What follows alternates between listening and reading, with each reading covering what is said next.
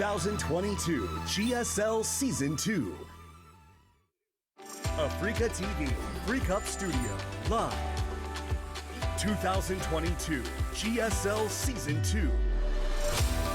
What is up, everybody? Welcome to Group D of the GSL Code S. Tasteless here, along with me, as always, is Artosis. COVID-free. Oh, yeah. Couldn't believe it, Tasteless. Feeling fantastic. Excited for today. Astrea playing in GSL. Tell your friends. It's going to be amazing. Yeah, this is going to be so fun. I've got my fingers crossed that we do get a foreigner to advance here today with Astrea.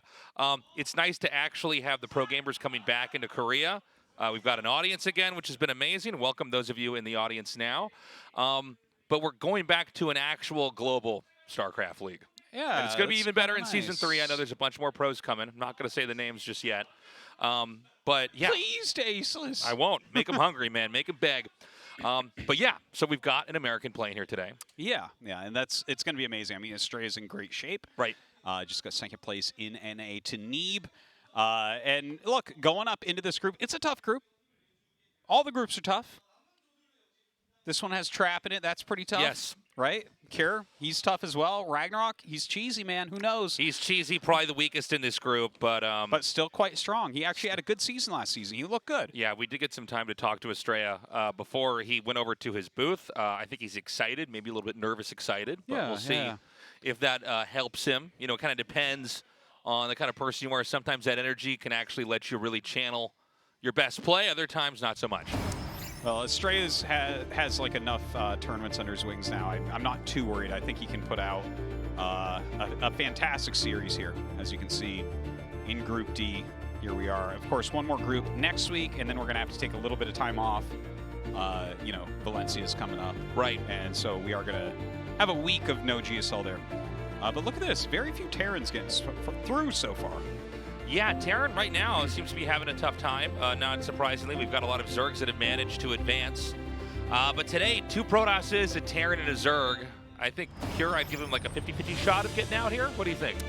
I think Cure's best play is the best play currently in this group.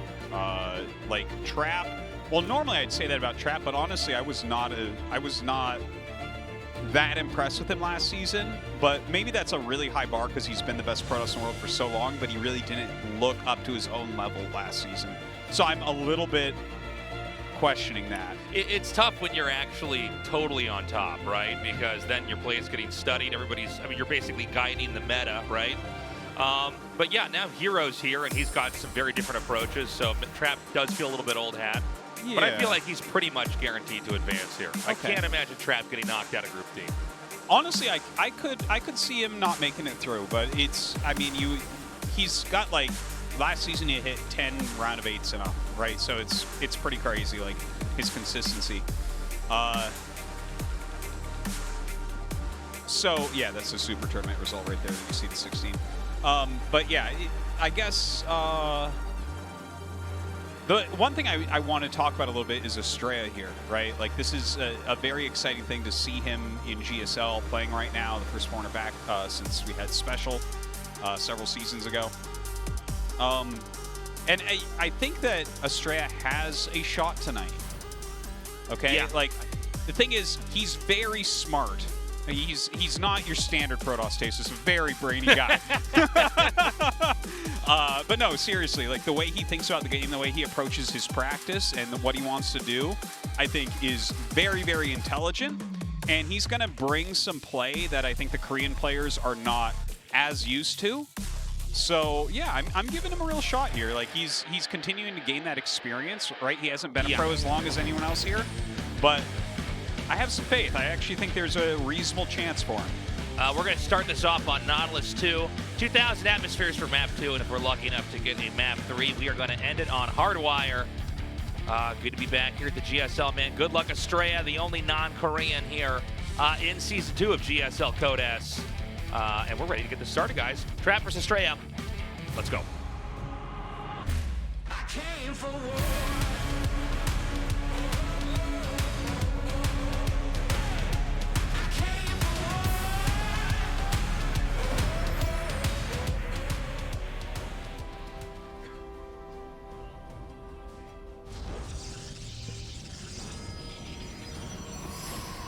Guangdong Freaks, Trap.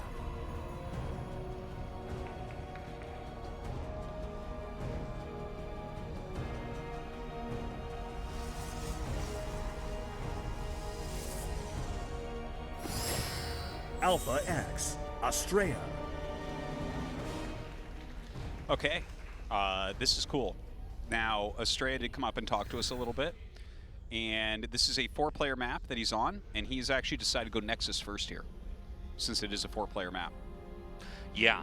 So, very exciting stuff, and you can see Trap is not scouting him first, and in fact, if Trap goes to bottom right, Astrea is going to have a huge advantage. Yeah. So he went with a cross map scout here, which basically means you have one build you're going to do if you get on the other side of the map, if they're directly away from you, because they're as far away as possible. And then you have another build if they're either to the right or to the left of you. Now, wow. Hold up. So Trap scouted bottom left, and now he's sent a probe over here to the center left. Yeah. So if he proxies like a Stargate there, that's going to be amazing for him. But at the same time, what a gamble, because he does not know that Astrea is in the top left. He has no idea, and he has no idea what the build is either. Yeah, I'm confused by not having scouted top left and then putting the pylon here. Dude, if it's a if it's a Twilight, okay, cool. Yeah, Twilight would almost make more sense, but if he makes a Stargate, I think it's gonna be a Stargate, man. And if Astrea was bottom right and he's going Stargate there, that's cross scout into coin flip. Let's see what it is. Oh, we saw air weapons for a second. Okay, dude. Stargate coming down. Wow. Did we miss something in the order in which he scouted? I just don't understand. No, we did not. I don't. Look, now he's going to scout bottom right and just pray that he's not there. How strange. Yeah, this is a little bit comical. Because like this is such a strange way to go about something. Now, to be fair here, for Astrea, his probe was in the base, so he might be able to read part of this. I'm not sure. Yeah. And now the probe is in the bottom right, so he knows that he actually proxied onto the right location. You ever wonder if a Zealot wins or 2 Adepts tasteless? Yeah, now we finally answered that age-old question. Stalkers are going to come out here for a bit of an engage. And I mean, the Oracle should be able to do a lot of damage here into the main. Yeah. Now, I don't know the math on Nexus first and where you're at with this, but I mean, just having the Stalkers out on the map basically means he's going to have way less defense to keep his probes safe. Dude, he made a shield battery, but I'm sure it's at the natural, right? Like, it would be insane if it were elsewhere. And like this, he's making a forge, which is kind of interesting. Here we go. But yeah, this is, that's got to be shocking to him. Like, how can an Oracle be there right now? With no scout! With no scout! It's crazy to me. It's one of these things where there seems to be a certain degree of randomness to the build, but it's somehow all working out perfectly. Yeah, it's working out perfectly. You know? It's like you watch somebody bet like on the number 2 on roulette, and then he lands on 2, and it's like, how'd you do that? It's like, I didn't do anything, I just got lucky. You know what I mean? Like, that's crazy to me. Okay, so already we have 11 probes killed. I don't know how many more probes you can lose before you can never recover, but this is starting to feel like too much here. The Oracle's going to come in again in an explosive game 1 here. Now, again, it was Nexus first, so you had this probe lead. Yeah. And now he's down quite a bit. The Nexus is about to finish, by the way, for Trap over back at his base. Yeah, Trap is... Look at how far ahead he is. He's killed 23 probes. That's crazy. Absolutely crazy. But, you know, he took this little risk. And it's paying off amazingly. Now, I'm trying to figure out if there's, like, any real potential comeback here. It seems like Trap is just going to get way ahead, right? Like, even though the probe count is not that different at this exact moment, we've seen plenty of games where, you know, like, one player is, well, both players are going Blink, but one guy has a couple Oracles, and the Oracle player is just always ahead, right? Because they have more scouting intel, they have threats, they have, you know, they can put down stasis wards, tag things. It's just like a more flexible, better position.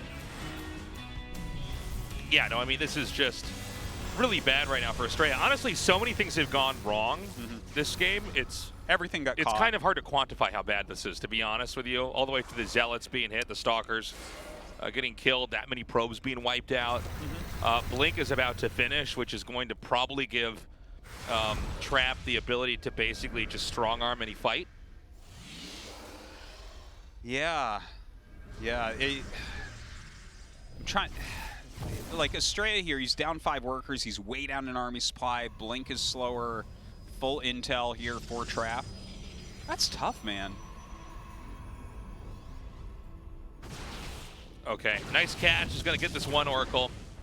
Second one will get away. We have a pylon coming out here to where the third will be placed eventually. I don't think he's going to expand just yet, though. Oh, man. Now, the thing is, Blink is about to be done right now for Trap, and that's going to be where he can just blink on top of these other Stalkers. Yeah. And I think he might have enough to one-shot. I don't know what the... No, I guess you need one or two more Stalkers than that, but... Yeah, with the overcharge, like, he'll live for the time being, but this is... I mean, he has the Oracles, right? So he can even blink up into the main base. Yeah. It's tough. But there are a lot of Stalkers here for Astrea. Let's see if he can make something happen. Yeah, he now has the right amount to one-shot this, as long as the shots are not staggered here. Yeah, there are some Stalkers up on the high ground. The Adept actually tanking quite a bit here and slowing everything down. Yeah. He brings the Stalkers so far back that the battery's not really doing anything there. And Trap does have to blink out. He has held okay, though. Again, with more and more Stalkers coming up here. Blink just around the corner, by the way, for Astrea. I guess the question is, yeah, can he continue to hang on here? Oh, man. Yeah, good punish when the screen's not there. Well, you know, Astrea's doing his best trying to hold on, but the game has been quite a disaster so far. He's about to have an Immortal, so I think technically, once again, he will hold. But his position is not, I think, actually getting any better. It's getting slightly worse right now. Yeah, well, even more probes getting bled off over here. This Oracle getting an insane number of kills before it depletes its energy and is killed off. Charge coming now, and Immortals for Trap as well. I don't think we're too far out from this game just being over here. Yeah. I mean, Trap is just going to be able to macro up from here. He's got a huge lead in every way. I hope that this doesn't affect Astrea too negatively, you know? Well, it's a rough game one, dude. Yeah. You know, it's one thing to lose, but I mean, he's taken a real beating here. And again, I think it's also not just, you know, that he's taken a lot of, you know, mini losses inside this game. It's also like the whole opening was weird from Trap. Yeah. I mean, that's one of the weirdest openings I think we've ever seen in GSL. A cross scout into a blinded proxy Stargate. Yeah.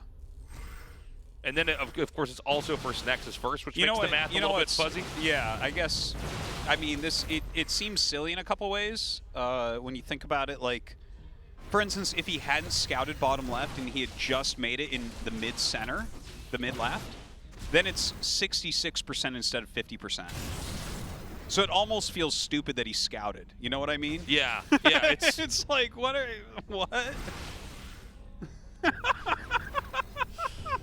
By the way, that's some fuzzy math right there. It's I like weird, that a man.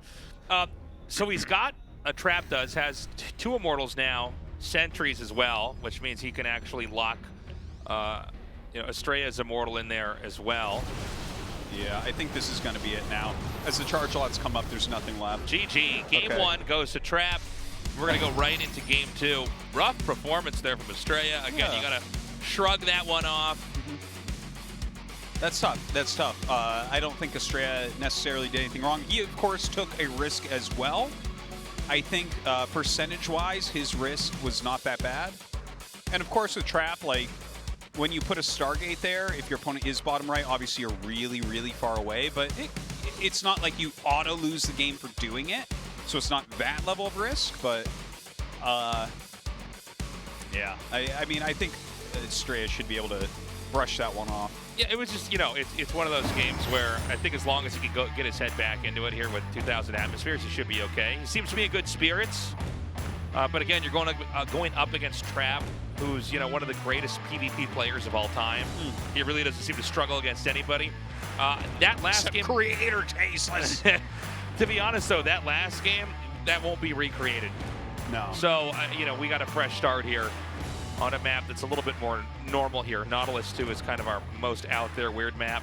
Anyways, guys, Trap versus Astrea in this best of 3. Game 2 starts now. I came for war.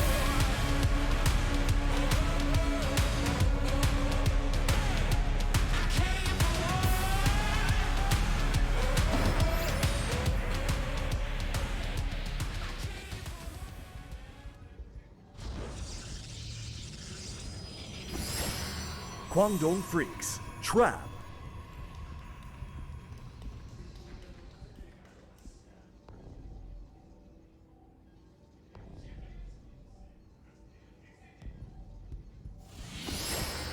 Alpha X, Astrea.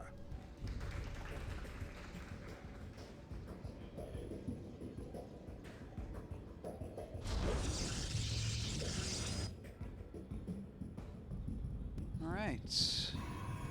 Let's see what Astrea has planned this time. Does have that kind of forward gateway. Might again be a pretty fast nexus here. Oh, hold your side back Hold the up. side. That's a long message. Let's go, Max. I love that meme. Someone So where you use their funny. first name and you're tight with them. Don't worry about it. I love it. Amazing. Great Yes, job. excellent work on that sign. So good to have an audience again, man. It is. It is. Good getting to say hi to you guys after the show. Yeah. Talk for a minute. I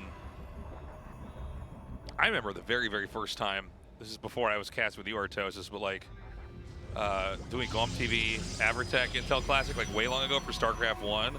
In that weird moment where like they open it up to an audience and like on the first day there's like one foreigner in the audience and it's like, oh my God, somebody came. This is so crazy. You know what I mean? Yeah. Like. And then like they'll come to you afterwards and be like, yeah, I watched. Like, that's so cool that you're casting. I'm like, oh, this is, you know, it's like this idea of like, oh, okay, there are actually people watching and coming. It's so sick. Yeah. Yeah, it's and it was kind of fun to watch the reaction of people as more and more non-Koreans came. Like before coronavirus hit, I would say like we had a full GSL studio most days, or Yeah. very close to full, and like literally it was like half foreigners every day. Yeah, I'd say something In, even in more. a country where Koreans represent like 99% of the population, so Yeah. it's like pretty impressive. Yeah, yeah. And, you know, we get some people that are working here in Seoul or in Korea. They come up from Busan or some other city. And then, you know, we have people that are you know, visiting. And this is kind of the quintessential Korean esports experience, right? Go see some live StarCraft, live esports action out here. But it's so good to actually have people coming down, making funny signs, seeing the pros play in person. And, of course, now the country's finally opened up. People can actually come in and out as long as they're vaccinated. So, taking a look at this game, Tasteless, nice quick nexus is up for Astrea, so he's gaining an advantage in that way. And his Robo is a little bit quicker here as well. So I would say everything is slight advantage to Astrea right now. I think he came very well prepped with builds today. A lot of scouting going on in the map. Yeah, there's a Robo's coming in here on both sides. It looks like Astrea has actually plugged his entrance up here with a shield battery for the time being. Yeah. These 4 Adepts are going to come over here. I was going to say, is he going to actually try to fight this or not? I don't think he should. Yeah, did he let that shield battery finish? I believe he did. Yeah, I like that a lot, actually. I like that quite a bit. Yeah, well, there's no way these Adepts can try to outmaneuver him. Astrea's planning here is super cool. Like, this Observer first as well, I'm a fan. Look at that. Now he's going to go get, like, a beautiful, beautiful scout. He hasn't had to make, like, 3 sentries like his opponent. And right now, the worker count here, it's about a 7-worker lead here for Astrea. And it's going to be tough That's to a big catch deal. up. Yeah. Yeah, the second Nexus just finished here for Trap. So, I mean, basically, Astrea can keep a worker lead as long as he wants. Now, there is a Prism coming, right? Right. Trap just got his Prism. He went for that first, and that means that there's some real potential here for him to get some damage with these Adepts. There's not that much firepower from Astrea right now, especially inside of his base. So yeah, this is actually a little bit scary. I can see Trap actually getting quite a few probes here. Look at this, it's a 6 probe advantage for Astrea right now. Let's see what it looks like in a moment. Okay, so we're going to unload these Adepts over here. Nice block with the warp in here. Going to be a little bit tougher to snipe these probes. Yeah, looks like beautiful, beautiful. Yeah, is he going to shade those other two down there? I guess not. Dude, the blocking actually is so good. Yeah. Damn. Dude, this was beautifully done. This was fire. Seriously. So he does still lose 6 probes, which is going to make this worker count fairly even right now. I thought it was going to be worse than that. Me too. Well, I mean, that initial block with the warp in and the 2 stasises, it should have been a lot more probes killed there. So nicely done. A great hold. And they're even on workers right now. And don't forget that those workers came out earlier for Astrea. So, you know, that's just something to consider. Even though he drops down by like 2 for a second and then gets back to even. Like, he's still in good shape. I don't mind this position for Astrea. Yeah, so we've got this third base coming down right now for Astrea. Kind of an unusually early third base, to be honest here, for PvP. Well, I think he read the position well, that he's not actually behind. Also, he just killed 4 Adepts, which, you know, that's a lot of gateway units that are gone. Sure. So it's not like his opponent is going to have way more Stalkers and Blink done. Yeah. I think he's got a good timer on what's available for Trap, and he knew that he could once again get another Nexus down faster. And look at this, he's up 3 probes, a couple army supply, his third Nexus is slightly faster, he's completely aware of what Trap is doing. I think this is just a very high-quality game with a lot of high-quality calls. Yeah, so far so good. 2 more Adepts are going to come in here and thin that worker count out even more here. We have 4 kills so far. Yeah, and the harassment's good from Trap. But Astrea's non-stop on the probes. It's not like he's resting at all on that production. So even though he's losing probes, he's okay. Like, he's keeping his economy up. And yeah, the Adepts don't mean a lot, but those are, like, they could have been something else that could actually fight later on. So I don't see Astrea actually falling behind here. Like, look at this. He's actually up and immortal at the moment. Down 3 Stalkers, who cares? As long as he stays defensive, he's fine. And, you know, the truth is, you know, that Nexus for Astrea is going to finish before Traps does. So, I mean, I think basically Astrea is always about 1 or 2 steps ahead. Yeah. Big engagement here. Now, the Immortals are locked on the outside, and this could be really bad for Astrea. You know, sometimes the StarCraft game can be lost in the blink of an eye, and honestly, those force fields could not have been better. And so, yeah, I mean, that was brutal. I think that with the next warp in, it's going to be a problem here for Astrea. He either needs to get behind his buildings or win this fight on the outside here. Maybe just slightly too far forward there. Now, if Trap can either, like, snowball this on the units, obviously that's great, but if he could do something like get the Nexus, that can be a game-winning move. Yeah. Well, he's going to come in now, and I mean, this Warp Prism's extremely low on HP. I think this game's over, actually. Yeah, it's too bad. Yeah, he's going to go for the Warp Prism there, but it's not going to be in time. That's it, man. Yeah, it's too bad. He was actually ahead for that entire game, but that engage. Yeah. That was a neck-breaking move. Two Immortals and 2 Sentries on the outside of the force field. Literally the most important units to keep alive in that fight. If he had a Prism, it would have been fine. I think what he was doing was trying to zone Stalkers away from blinking into his main base. I believe that's what he was going for. But, yeah, it was this one false move. If he had stayed in a more defensive stance, I think he's fine. But, again, I think you might have been a little bit worried that a blink was going to come in. And the force fields just snapped his neck. So that's okay. He goes down 0-2 to Trap, but Trap, you know, the most successful Protoss of the last several years. You can't be too upset with no that. shame in dying to Trap. Guys, we've got a short break coming up next. Cure versus RagnaroK. We'll be right back.